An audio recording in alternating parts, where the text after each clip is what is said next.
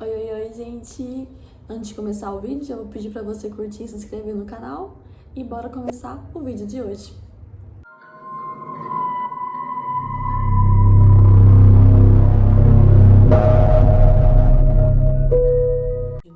Junho de 2012, em um luxuoso apartamento na Vila Leopoldino, na zona oeste de São Paulo, um dos empresários mais ricos do país desaparece, sem deixar nenhum tipo de rastro.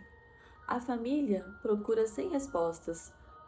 A empresa onde ele trabalhava entra em alerta, mas ninguém poderia imaginar que a verdade seria descoberta dias depois, e uma verdade tão brutal que chocaria o Brasil inteiro.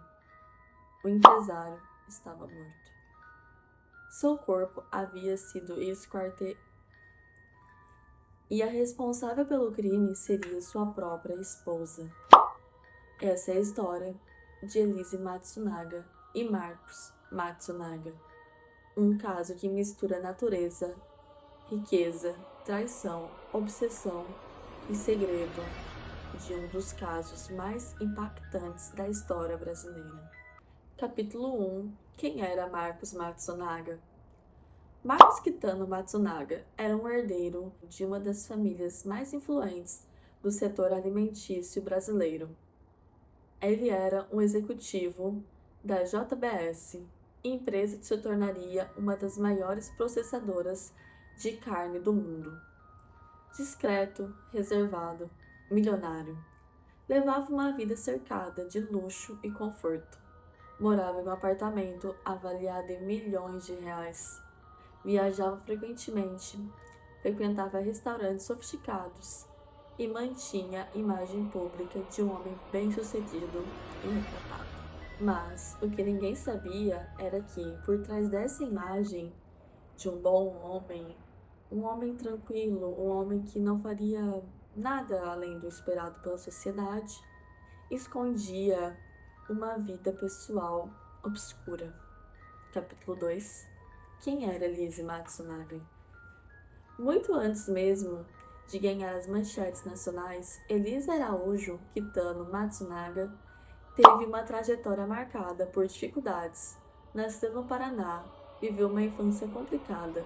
Ainda cedo, perdeu seus pais, passou por um momento de instabilidade familiar e desde cedo precisou lutar para construir o seu próprio caminho. Já adulta, mudou-se para São Paulo, buscando novas oportunidades. Queria crescer socialmente e foi nesse contexto de vida que ela cruzou o caminho com Marcos Matsunaga. Um encontro que mudaria tudo. Capítulo 3. O início do relacionamento. Os dois se conheceram pela internet. A aproximação foi rápida. Marcos ficou encantado. Elise viu nele a oportunidade de uma vida nova, diferente da dela. O relacionamento evoluiu. Vieram encontros, viagens, presentes caros e pouco tempo depois, um casamento. E para quem observava de fora, eles pareciam tornar o casal perfeito. Mas nem tudo era o que parecia. Segundo relatos que surgiram mais tarde, o relacionamento era marcado por crises constantes e discussões, ciúmes e desconfianças, e episódios de desgaste emocional. Capítulo 4. O casamento começa a desmoronar. Com o passar dos anos, a relação piorou. As brigas tornaram-se mais frequentes e Elise confiava que Marcos tinha um relacionamento extraconjugal. Elise, segundo investigações posteriores, ela passou a monitorar os seus dados telefônicos e os passos, tudo. Verificava ligações, mensagens, e-mails, movimentações financeiras. A obsessão por descobrir a verdade crescia, até que um dia ela encontrou aquilo que ela tanto procurava. E isso desencadearia uma sequência de acontecimentos irreversíveis. Capítulo 5. A descoberta. Elise contratou um detetive particular, O objetivo era simples: confirmar ou desmentir suas suspeitas. O resultado foi devastador. O detetive teria reunido evidências que Marcos mantinha um relacionamento extraconjugal. Fotografias, relatórios, informações detalhadas. Tudo apontava para uma traição. A descoberta provocou uma explosão emocional. A confiança havia sido destruída e o casamento, que estava à beira de um colapso, piorou. Mas o pior ainda estava por vir. Capítulo 6. A noite do crime. Era a noite, 19 de maio de 2012. Marcos retornou ao seu apartamento. O ambiente estava carregado. Segundo versões apresentadas, posteriormente, houve uma discussão, uma conversa sobre traição, acusações, confrontos, tensão, e em determinado momento, Marcos foi atingido por um disparo. Um tiro que acertou a sua cabeça, e a partir daquele instante, tudo mudou. O crime já havia acontecido, mas o que viria depois chocaria ainda mais os investigadores. Capítulo 7. O que foi feito após o disparo? Após o disparo, Elise tomou uma decisão que transformaria o caso em um dos mais chocantes do país. Ela, vou falar de um jeito que não desmonetize, porque não monetiza nada ainda. Ela separou o corpo em pedaços. E o objetivo, segundo a investigação, era dificultar a identificação e ocultar o crime. As partes do corpo foram colocadas em malas, depois transportadas para diferentes locais da região metropolitana de São Paulo. A cena descrita pelos investigadores impressionou até profissionais experientes. Era um caso raro, complexo e extremamente perturbador. Capítulo 8. O desaparecimento. Nos dias seguintes, familiares, colegas estranharam a ausência de Marcos. Ninguém conseguia contato. As explicações eram vagas e contraditórias. Algo não fazia sentido e a polícia foi acionada. As investigações começaram. Cada nova informação aumentava as suspeitas, até que uma descoberta crucial mudou completamente o rumo do caso. Capítulo 9. A investigação. Os investigadores analisaram registros telefônicos, imagens de segurança, movimentações bancárias, depoimentos de testemunha. Capítulo 9. A investigação. Capítulo 9. A investigação. Os investigadores analisaram registros telefônicos, imagens de segurança, movimentações bancárias, depoimentos de testemunhas, e pouco a pouco o quebra-cabeça começou a se encaixar. As versões apresentadas por Elise continham inconsistência, os horários não batiam e os relatórios sempre mudavam. A pressão foi tamanha que a própria Elise resolveu confessar. Capítulo 10. A confissão. Elise admitiu ter feito isso com o marido. Afirmou que a descoberta da traição foi determinante para o conflito. E a notícia dominou os jornais, programas de televisão, portais da internet. O país inteiro acompanhava cada novo detalhe, como se fosse uma novela. Mas restavam muitas perguntas. O que realmente aconteceu naquela noite? Foi premeditado? Foi por impulso? Legítima defesa?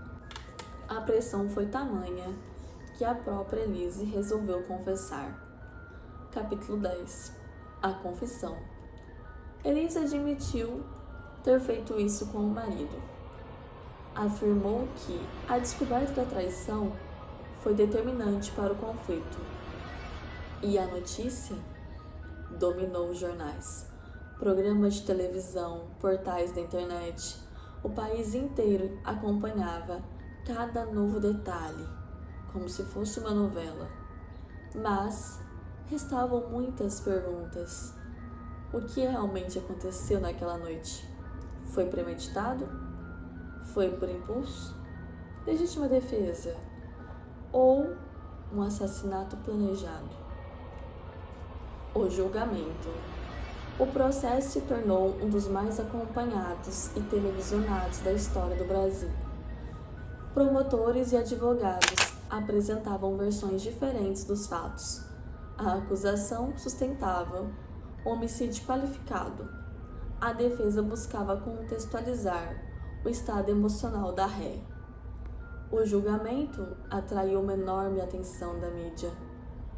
Cada depoimento gerava manchetes, cada detalhe era analisado e, ao final, a justiça condenou Elise Matsunaga. A sentença marcou um dos capítulos mais famosos da história criminal brasileira. Capítulo 2. A repercussão nacional. O caso provocou debates intensos sobre o relacionamento abusivo que eles tinham. Traições, violências domésticas, saúde mental, obsessão, controle emocional e até a influência do dinheiro que tinha sobre os dois.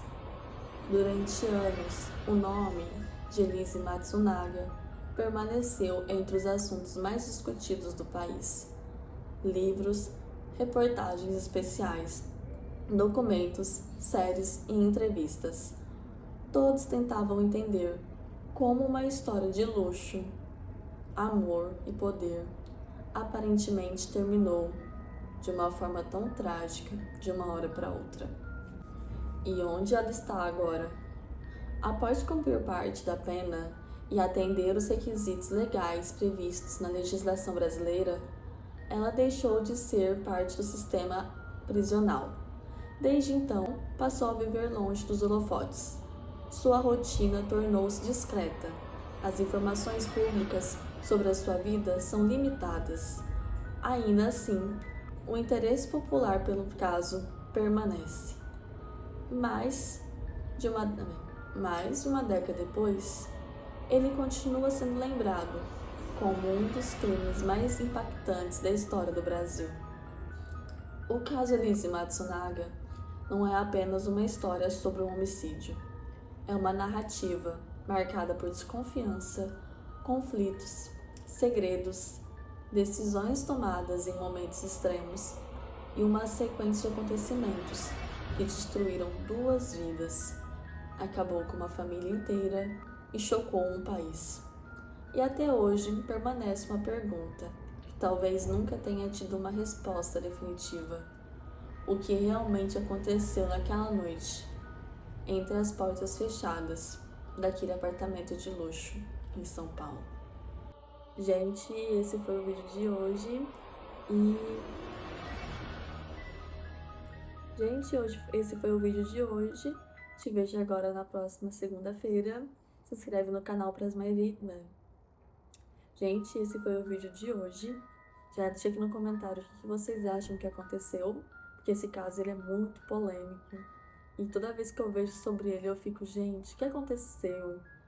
Não sei, uma pessoa não faria, não sei, não posso falar que não faria de uma hora para outra, porque a gente não conhece como é que funciona a cabeça das pessoas, né? Cada um é cada um.